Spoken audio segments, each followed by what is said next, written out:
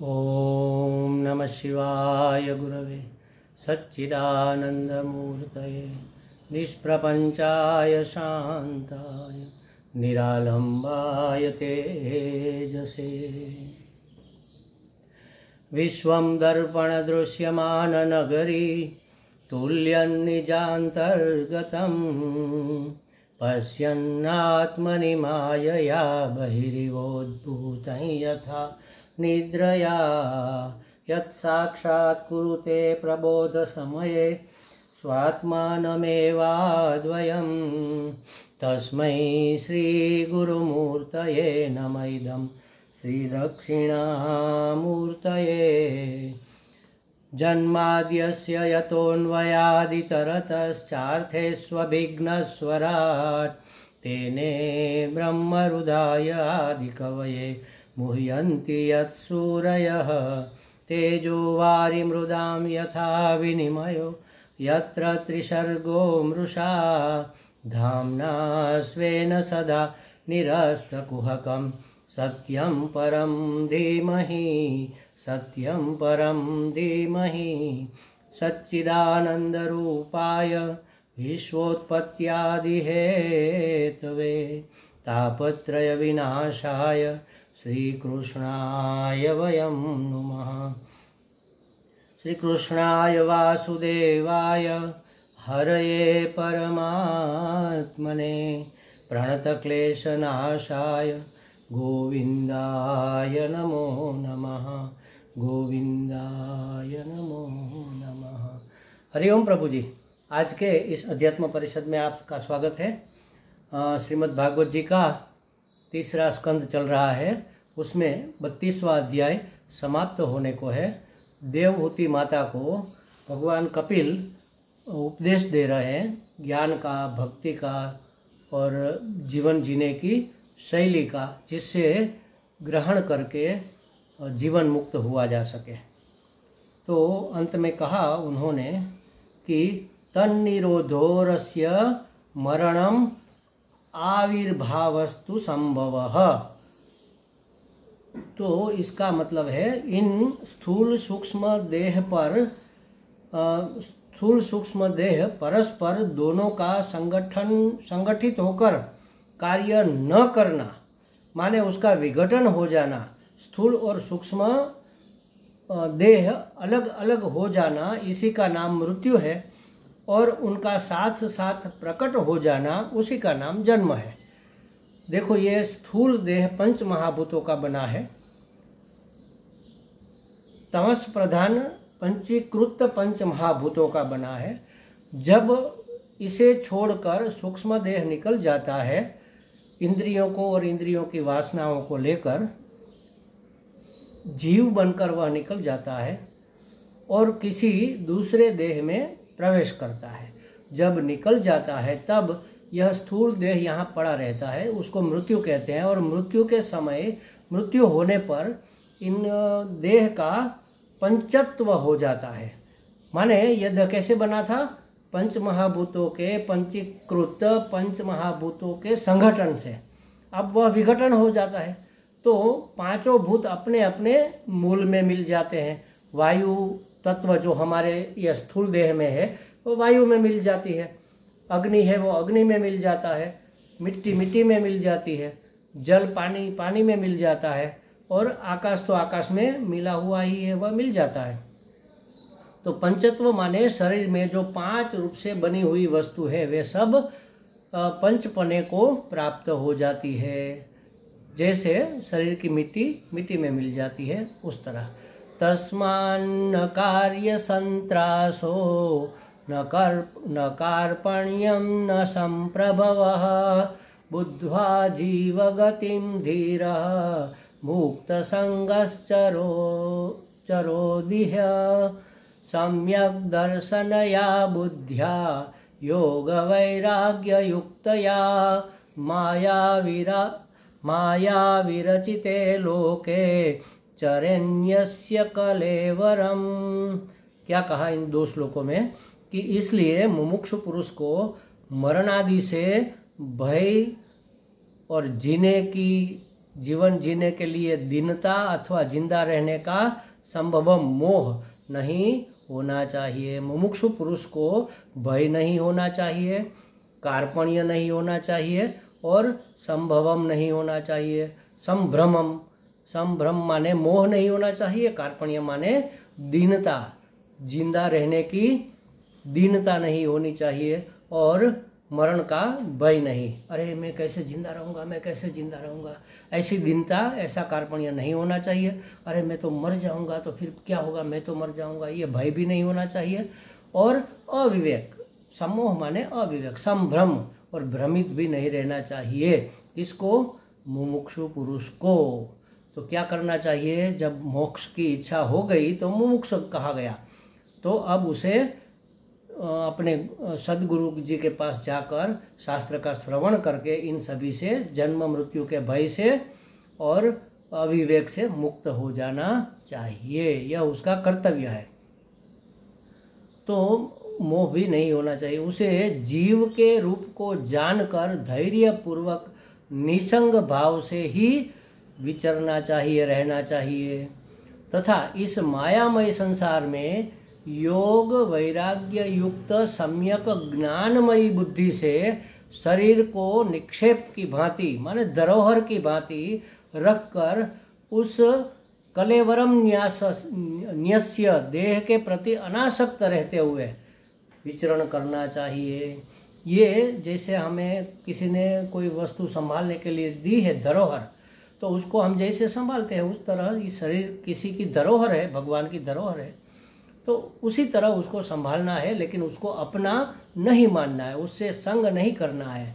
तो वैराग्य युक्त सम्यक ज्ञानमयी बुद्धि से इस देह को धरोहर मानकर निक्षेप की भांति रखकर उस देह के प्रति अनासक्त रहते हुए जीवन व्यतीत करना चाहिए। अगर ऐसा नहीं कोई करता है तो उसकी क्या गति होती है, इसके विषय में आगे के 32वें अध्याय में कहते हैं। अथ द्वात्रिंशोऽध्यायः धूम अर्चादि गति और भक्ति योग की उत्कृष्टता। दो गतियां हैं, एक धूम गति, एक अर्चा आदि गति मुख्य, बाकी तो है भी, लेकिन उस सब में योग की माने भक्ति योग की क्या महत्ता है, क्या उत्कृष्टता है, यह इस अध्याय में कहा जाएगा। इदानीं काम्य कर्मणो गतिमाह।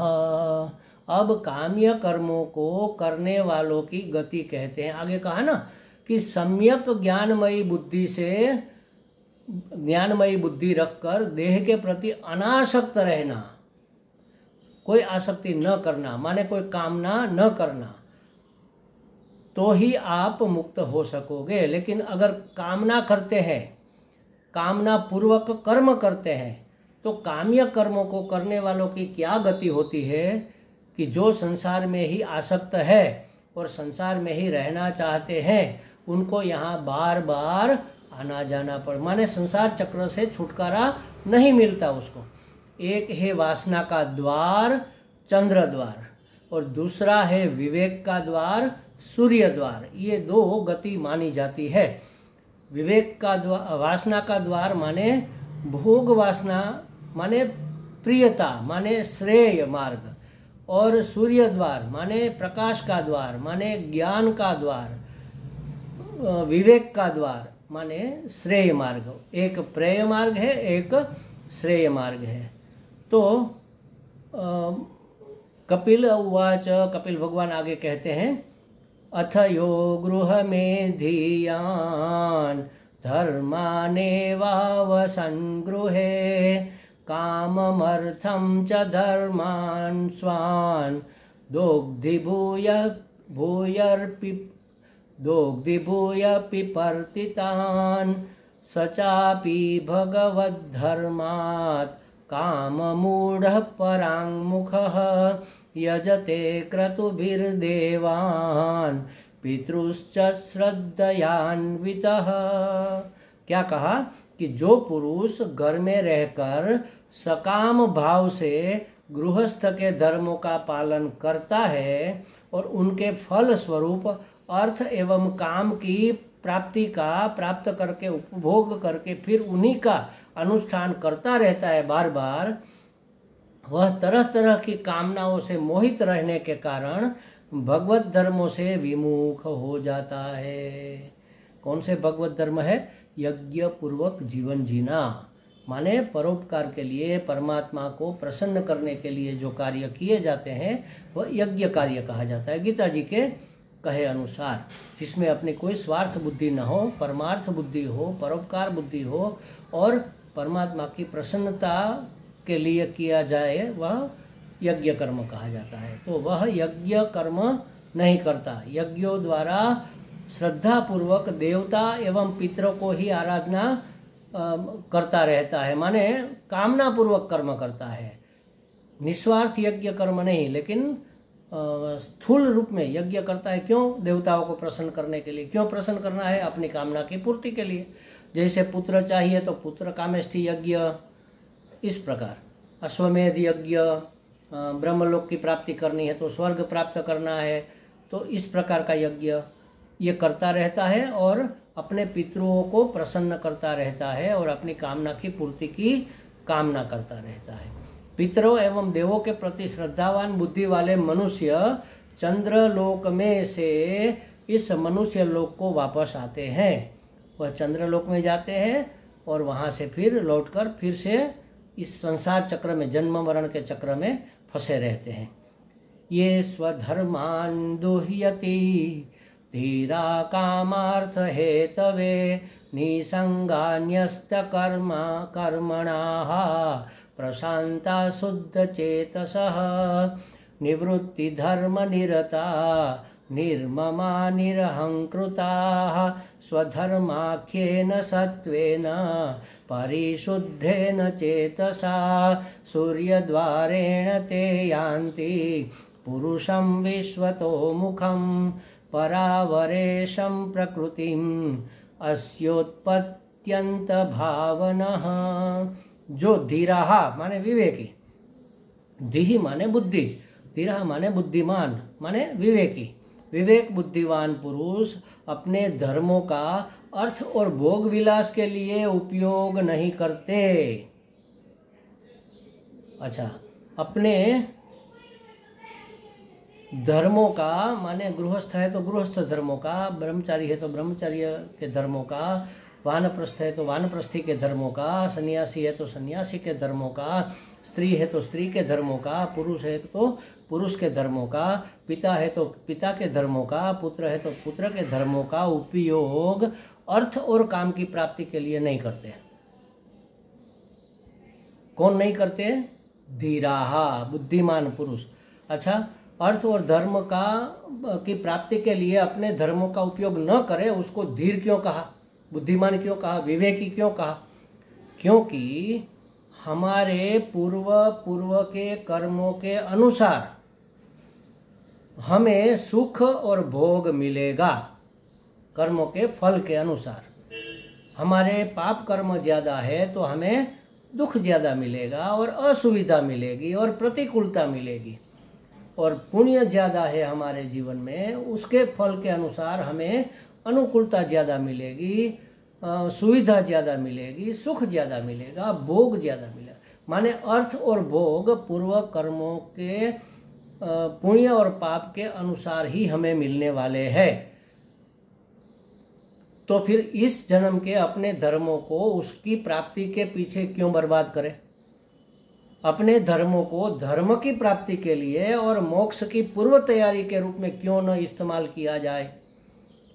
ऐसा जो विचार करता है वह धीर है, वह बुद्धिमान है, वह विवेकी है। उसने अपने विवेक का सदुपयोग किया। हम कहते हैं ना कि जब जहाँ जितना नसीब में होता है तब वहाँ उतना उस समय ही मिलता है। नसीब से ज़्यादा और समय से पहले कभी किसी को कुछ नहीं मिलता। कुछ माने सुख भी नहीं मिलता, दुख भी नहीं मिलता। समय से पहले भी नहीं मिलता सुख दुख, और नसीब से ज़्यादा भी नहीं मिलता। जितना नसीब में है उतना ही मिलेगा। तो पुरुषार्थ न करे, पुरुषार्थ तो करना है, लेकिन उसको अपनी कामना पूर्ति के लिए नहीं करते हुए धर्म के लिए करना है, परोपकार के लिए करना है, परमात्मा की प्रसन्नता के लिए करना है, असंगता की अभिवृद्धि करने के लिए करना है। इसको धीर पुरुष कहते हैं। 4 पुरुषार्थ है, धर्म, अर्थ, काम, मोक्ष। उसमें धर्म और मोक्ष पुरुषार्थ हमें करना चाहिए, और काम और भोग माने अर्थ और काम वह हमारे प्रारब्ध के अनुसार मिलता है। उसके पीछे पागल होकर नहीं रहना चाहिए। हमारा जो धर्म है वो तो हमें करना है। पुरुष है तो पुरुष का धर्म हमें निभाना है, पिता है तो पिता का धर्म, पिता का रोल ठीक से निभाना है। नौकरी करते हैं तो नौकर का धर्म हमें ठीक से निभाना है। बिजनेस करते हैं तो बिजनेसमैन का धर्म हमें ठीक से निभाना है। लेकिन उसका हेतु अर्थ और काम की प्राप्ति नहीं होना चाहिए। मैं इतना बिजनेस करूं, इतना दिन रात मेहनत करूं कि मुझे इतने लाखों करोड़ों रुपये मिल जाए और फिर मैं उनसे इतने इतने भोग उपलब्ध कर सकूं। इस हेतु से हमें कर्म नहीं करना चाहिए। इस हेतु से जो कर्म नहीं करता और धर्म और मोक्ष के लिए जो कर्म करता है, माने परमात्मा की प्रसन्नता के लिए, अंतःकरण शुद्धि के लिए जो कर्म करता है ताकि हमारा मोक्ष में अंतिम आश्रम में प्रवेश हो सके, उसको विवेकवान कहा, उसको धीरः कहा, बुद्धिमान कहा यहाँ पर कपिल भगवान ने।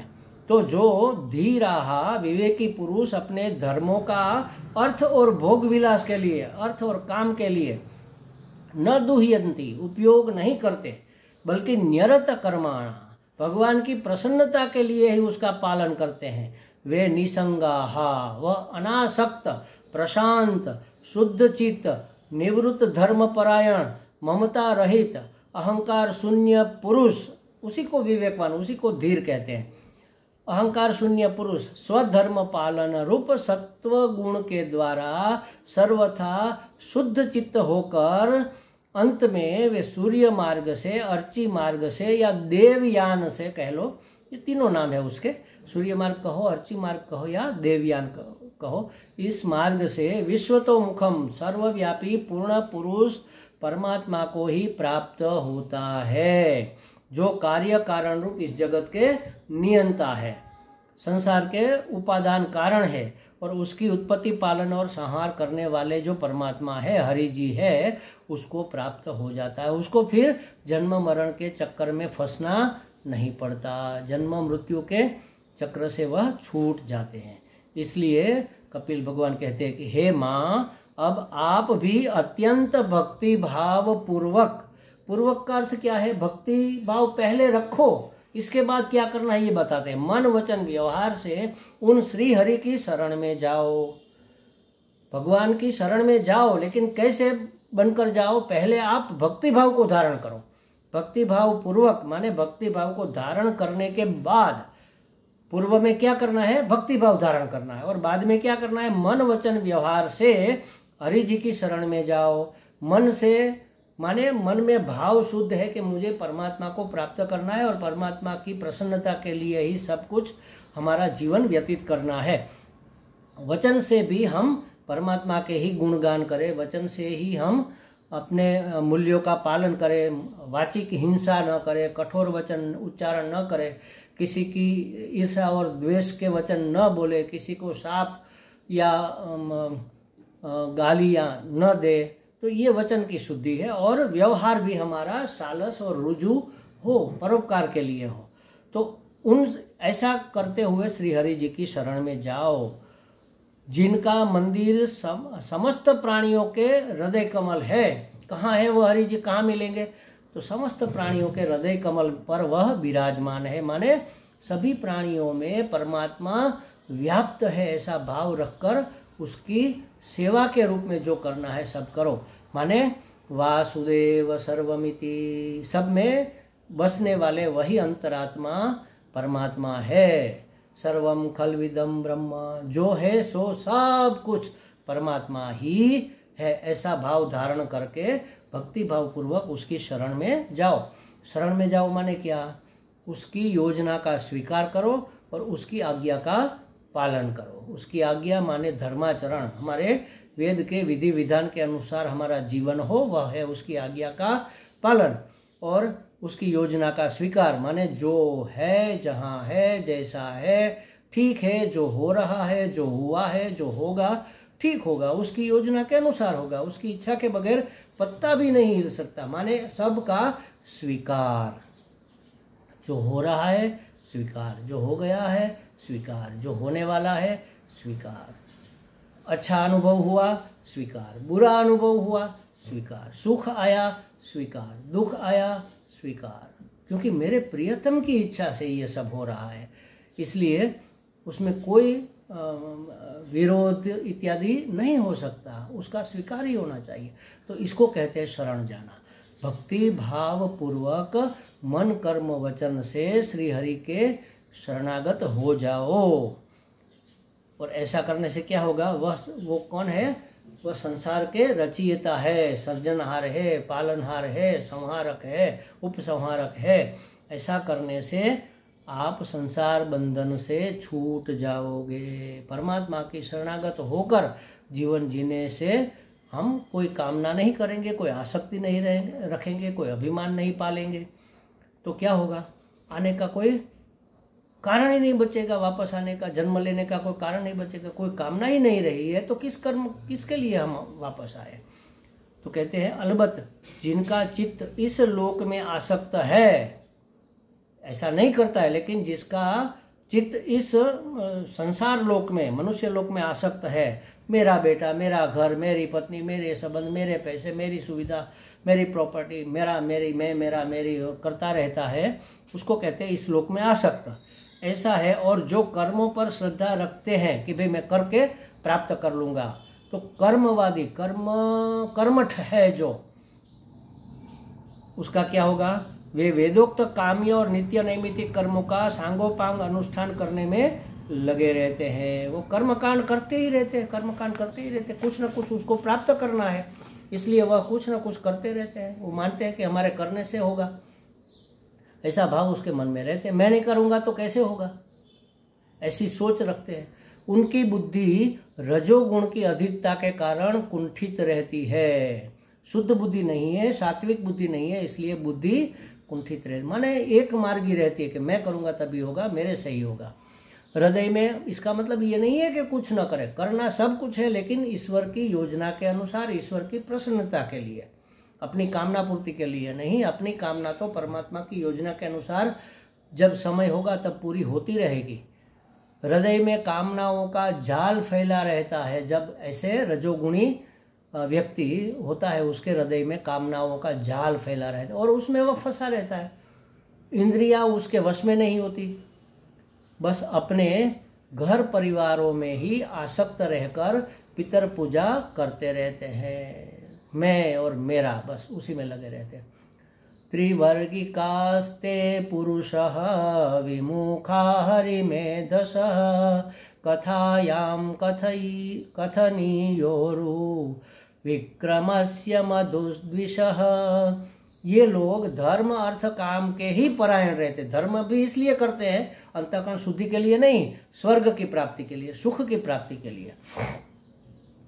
लाखों करोड़ों रुपये ब्लैक करके कमा लेते हैं और फिर थोड़ा बहुत दान करके समझते हैं कि हमारे धर्म की शुद्धि हो गई, हमें छूट मिल गई बुरा काम करने की। तो ऐसा तो होगा नहीं। ये लोग धर्म अर्थ और काम के ही परायण रहते हैं, इसलिए जिनके महान पराक्रम अत्यंत कीर्तनीय है, ऐसे भवभयहारी मधुसूदन भगवान की कथा वार्ता से तो यह विमुख ही रहते हैं। भगवान की बातें सुनना उसको अच्छा नहीं लगता। आजकल आप किसी को भी बताओ कि भाई चलो यहाँ सत्संग हो रहा है, अरे अब बहुत टाइम है, बुढ़ापे में जाएंगे, जैसे कि उसको पता है कि बुढ़ापा आएगा भी, उसके पहले नहीं चले जाएंगे। अरे हमें तो अब ये करना है, अरे नहीं करोगे तो क्या तुम्हारा छूट जाएगा, करना है तो कर लो, कोई बात नहीं, लेकिन थोड़ा समय तो भगवान के लिए, अपने आत्म कल्याण के लिए, मन की शांति के लिए, संतुष्टि के लिए निकालो, लेकिन वह नहीं कर पाते। तो ये लोग धर्म अर्थ और काम परायण होकर ये मधुसूदन भगवान की कथा वार्ता में रुचि नहीं रखते, उसकी बातों को सुनने में भी वह राजी नहीं है। नूनम देवेन विहता ये चाच्युत कथा सुधाम हित्वा शृण्वन्त्य सद्गाथाः परिशमिव विंभुजः। क्या कहा, हाय रे जो मनुष्य भगवत कथामृत को छोड़कर विष्ठा भोजी कुकर शुकर आदि जीवों के विष्ठा चाहने के समान निंदित विषय वार्ताओं को सुनते रहते हैं, वे तो अवश्य ही विधाता के मारे हुए हैं, उसका बड़ा ही मंद भाग्य है। अमृत समान भगवत कथा छोड़कर विषय वार्ता करते रहते, विषयों की बातें, आज ये प्राप्त कर लिया कल वो प्राप्त करेंगे, आज ये भोगा कल वो भोगेंगे, अरे तुमने क्या किया, मैंने ऐसा किया, तुम क्या करोगे, मैं ऐसा करूँगा, ऐसी बातें करते रहते हैं। कैसे भोग मिले, कैसे उसका संग्रह हो, उसी बातों में लगे रहते हैं। वह कैसे है, कुकर सुकर के समान, माने कुत्ता और सुअर के समान, विष्ठा भुंग, विष्ठा खाने वाले, मल मूत्र खाने वाले जीवों की तरह है। अमृत छोड़कर ये विष्टावत विषयों के पीछे दौड़े रहते हैं, वह वास्तव में बड़े मंदभागी है। विधाता ने उसको ठीक भाग्य नहीं दिया, माने उसके कर्मों का फल उसको मिल रहा है, उनका बड़ा ही मंदभाग्य है। वासुदेवे भगवती भक्ति योग प्रायोजितः जनयत्याशु वैराग्यम ज्ञानम यद ब्रह्म दर्शनम। श्री भगवान वासुदेव के प्रति किया हुआ भक्ति योग तुरंत ही संसार से वैराग्य और ब्रह्म साक्षात्कार रूप ज्ञान की प्राप्ति करा देता है। भगवत कथा से ये मिलता है, ये तो उसको चाहिए नहीं और प्रेय के पीछे लगे रहते हैं। तो कहा कि सबसे पहले तो भक्ति अपने सामर्थ्य से ही ज्ञान और वैराग्य शीघ्र ही उत्पन्न कर देती है। पहले ही अध्याय में भगवान ने बताया, यहाँ पर सुखदेव भगवान ने, कि भक्ति के पुत्र दो है, ज्ञान और वैराग्य। तो भक्ति अपने सामर्थ्य से ही ज्ञान वैराग्य उत्पन्न करती है, उसके फल है ये, उसके बेटे माने फल, उसके फल है ये भक्ति के। भक्ति करने से ज्ञान होगा और जो काम की चीज नहीं है, जो हमें बंधन में डालती है, ऐसी सांसारिक विषय भोग की वस्तुओं से वैराग्य हो जाएगा। जब प्रीति श्री भगवान से होगी तो दूसरे से अपने आप छूट जाएगी, तो यह हुआ वैराग्य। और फिर भक्ति के हार्द में जो प्रियतम बैठा हुआ है, उस भजनीय के स्वरूप का जो प्रकाश होगा, उसे कहते हैं ज्ञान। तदेवोपपादयति, वही ज्ञान वैराग्य का भक्ति जन्यत्व अब सिद्ध करते हैं। आगे कहते हैं कि भक्ति करने से ज्ञान और वैराग्य की उत्पत्ति, उसका प्राकट्य होता है। इसकी बातें आगे अब कही जाएगी। ओम पूर्णमदः पूर्णमिदं पूर्णात् पूर्णमुदच्यते पूर्णस्य पूर्णमादाय पूर्णमेवावशिष्यते। ओम शांति शांति शांति। हरि ओम। श्री गुरुभ्यो नमः। हरि ओम।